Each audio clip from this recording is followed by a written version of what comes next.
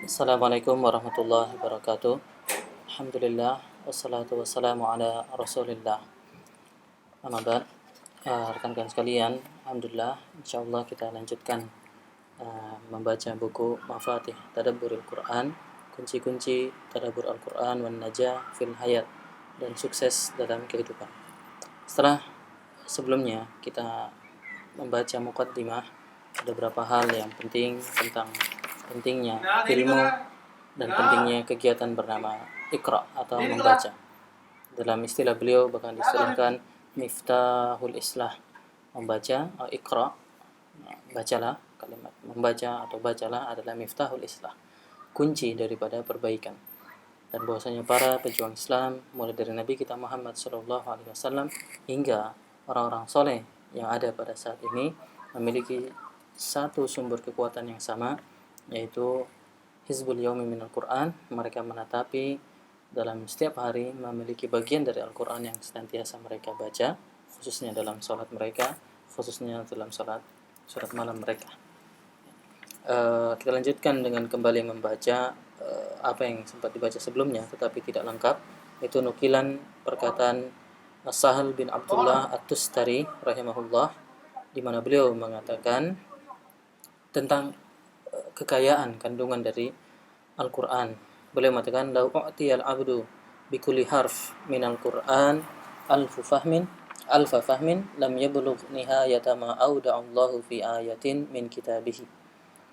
Seandainya ada seseorang yang dia memahami, Allah berikan anugerah kepada beliau berupa pemahaman terhadap huruf dari Al-Quran, setiap hurufnya sampai 1000 pemahaman, 1000 tafsir, maka disebutkan di sini oleh Sahal bin Abdullah, lam yablugh.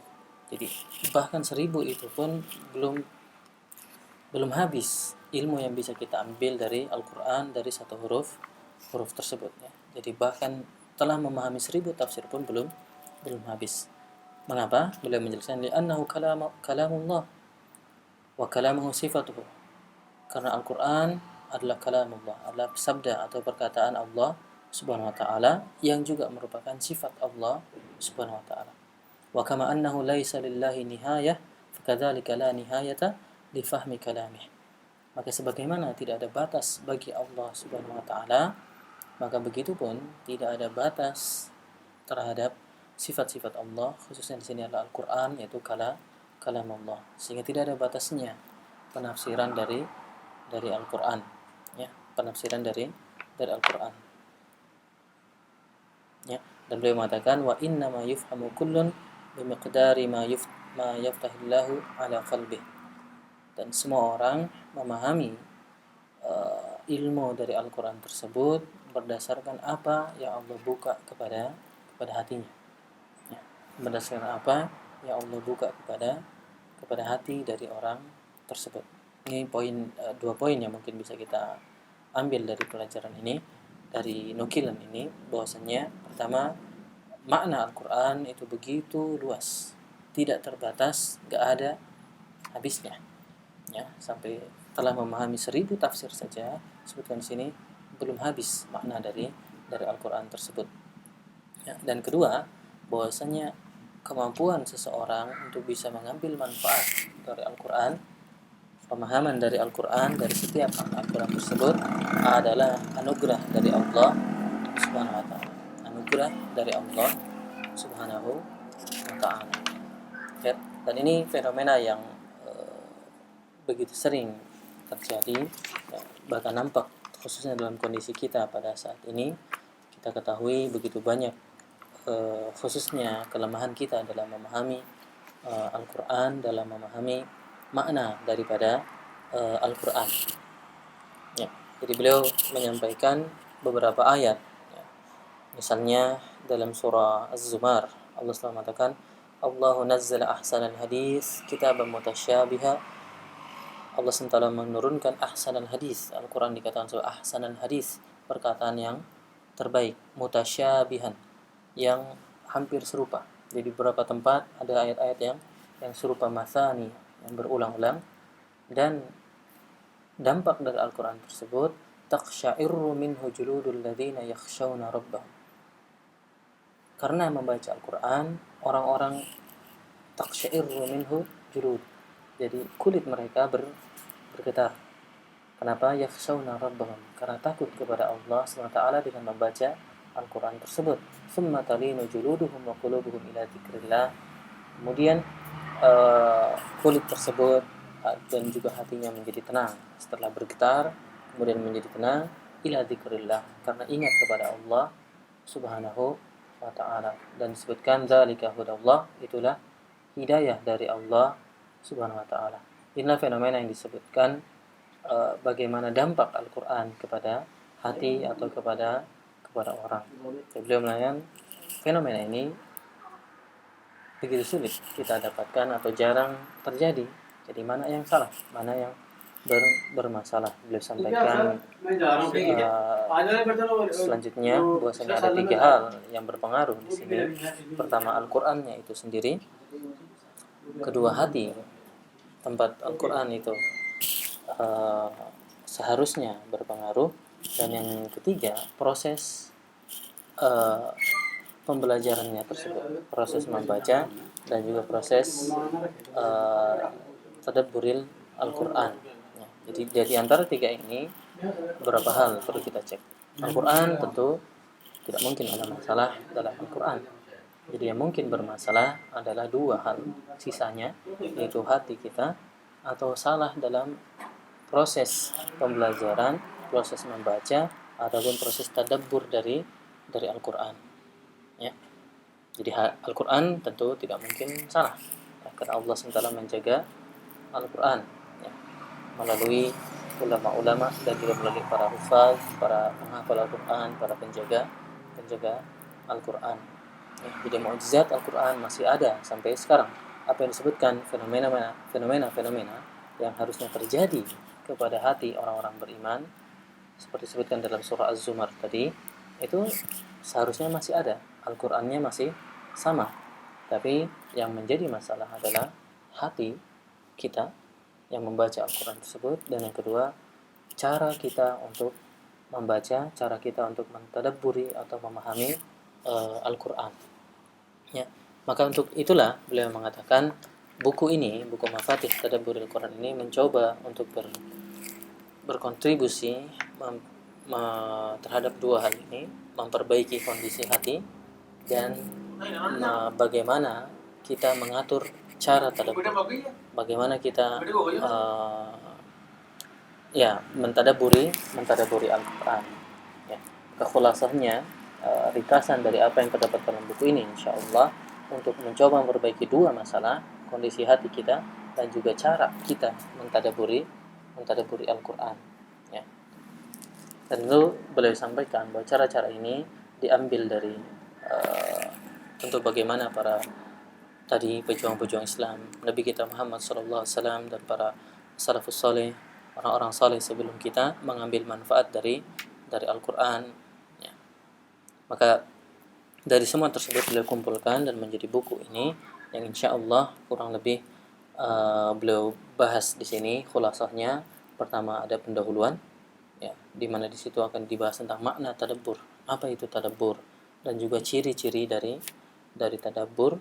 Begitupun akan dibahas tentang bayan khata fi mafhumih, tentang kesalahan orang memahami tadabbur, ya, atau mitos-mitos tentang tadabbur yang itu salah dan itu mengaburkan makna dari tadabbur Al-Quran itu sendiri. Kemudian setelah pendahuluan beliau mulai dengan memberikan 10 kunci tadabbur Al-Quran, 10 resep bagaimana kita bisa insyaallah mentadabbur Al-Quran dengan baik, ya, mentadabburi Al-Quran dengan baik. Ada 10 yang beliau singkat 10 tersebut dalam sebuah kata yang dalam bahasa Arab menjadi membentuk kata liislah tartaji. Liislahin tartaji, untuk sebuah perbaikan yang memang engkau inginkan. Ya, terjemahnya kurang lebih seperti itu. Jadi ada huruf lam di situ yang beliau kaitkan dengan makna qalbu. Jadi kunci yang pertama untuk memperbaiki Al-Quran adalah al-qalbu. Artinya bagaimana kita memperbaiki hati, ya, bagaimana membuat hati kita cinta kepada Al-Quran. Insyaallah ini menjadi bagian pertama dari kunci tadabbur Al-Quran, ya, al-qalbu, tentang memperbaiki hati kita. Yang kedua, alif. Ya, ingat, li islah tartaji, alif. Beliau maksud adalah ahdaf wa ahamiyah. Artinya, bagaimana kita membangun tujuan dalam mempelajari Al-Quran. Target-target dalam belajar Al-Quran atau niat-niat ketika kita mempelajari Al-Quran. Sebenarnya kita tahu secara umum niat itu mempengaruhi cara kita berinteraksi dengan Al-Quran, dan insya Allah juga mempengaruhi hasil interaksi kita dengan Al-Quran. Akan kita bahas insya Allah niat-niat yang bisa kita munculkan, bisa kita hadirkan ketika kita mentadabburi Al-Quran. Kemudian poin terakhir selanjutnya adalah shad, li islah tartaji, shad yaitu salat. Bagaimana membaca Al-Quran, proses tadabbur Al-Quran sebaiknya dilakukan dalam salat. Kemudian lam, laili, lail, bahwasanya di salat dan sebaiknya di malam hari. Hamzah atau alif, usbu, yaitu pekanan. Ya, ada program pekanan yang kita ulang secara rutin. Insyaallah detail akan kita terangkan nanti. Ha yaitu hifdzan. Kita baca tadi dalam salat dalam malam hari, dan sebaiknya memang dihafal atau berangkat atau kita baca dari hafalan kita. Ta artinya adalah ta, tikrar, pengulangan, ya, dan ra, rabtu, bagaimana kita mengikat rabtu, mengikat ayat-ayat tersebut dengan kejadian yang terjadi dalam keseharian kita. Selanjutnya yang ke-9 adalah ta, tartil, kita membacanya dengan tartil, ya, dengan perlahan. Dan terakhir jim, jim yaitu jahran, kita membacanya secara jahr, secara keras, ya. Kita bacanya secara keras.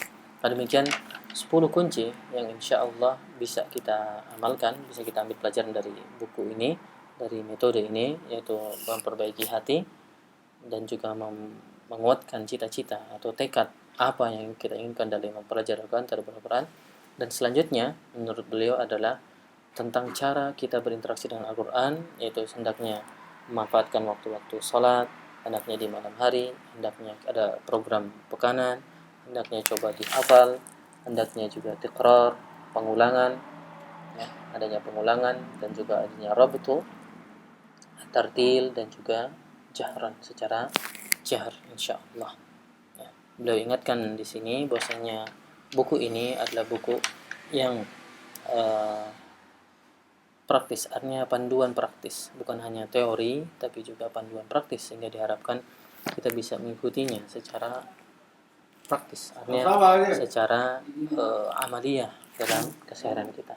Dan ini tentu rekan-rekan sekalian perlu usaha, perlu perjuangan, ya, perlu bagaimana kita merubah sedikit demi sedikit kebiasaan kita, sehingga akhirnya insya Allah kita bisa sukses mentadabburi Al-Quran. Ada nukilan yang juga baik untuk kita berikan, menggambarkan pentingnya bermujahadah dan kita sabar untuk menempuh proses-proses tadabbur Al-Quran ini, hingga akhirnya kita bisa sukses mentadabbur Al-Quran.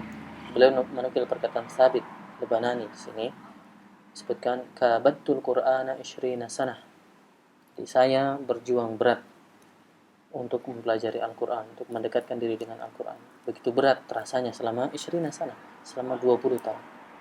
Summa tana'amtu bihi 20 sanah. Kemudian setelah 20 tahun tersebut, barulah beliau bisa menikmati proses interaksi beliau dengan Al-Quran. 20 tahun perlu waktu bagi Sabit Al-Banani untuk menikmati interaksinya dengan Al-Quran. Sehingga mari rekan sekalian, perlu persiapan, perlu kesiapan untuk melalui proses-proses ini insyaallah.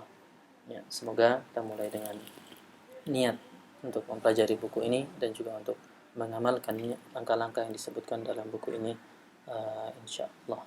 Semoga Allah SWT memudahkan cita-cita kita, memberi hidayah kita untuk bisa sukses dalam mentadabburi Al-Quran dan juga sukses mencapai kehidupan, menjalani kehidupan dunia dan kehidupan akhirat insyaallah.